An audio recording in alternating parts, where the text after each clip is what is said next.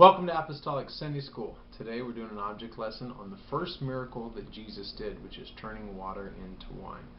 Now this was at an important occasion. It was a wedding, and wine was very important back then. And unfortunately, during this wedding, they ran out of wine, and it was awful. And so it was quite an embarrassment. So they didn't know what to do. So they went to Jesus' mother, and they said, "What do we do?" And she said, "I know. Go to Jesus, because Jesus can fix your problem. Whatever he says, do it."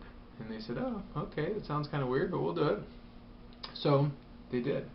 And Jesus gave them a request. He said, "Take those big stone jugs, and I want you to fill them completely with water."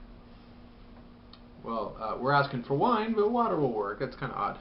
But they did what he's told them to do, and that's key. You've got to do what Jesus tells you to do, whether you think it's the right thing or not. So they got this, and they started pouring this, and they didn't understand what was going on. So they poured them just water, and they're thinking, this is not going to work. Well, what they didn't know is that Jesus had a plan. And he said, take it to the master of the feast. And they did. They took it to the master of the feast. And they said, "Okay, now give it to him, and he's going to drink it." And so they gave it to the master of the feast, and they began to pour it.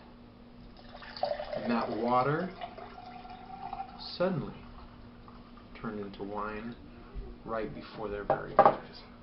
It was amazing what happened. And the master of the feast tasted it. Oh, he said, "That is the best wine. You've saved the best for last." And that's just like Jesus. He saves the best for last. Now, this is a simple object lesson. There's not a lot of mystic science to this. In the bottom of this glass was just concentrate.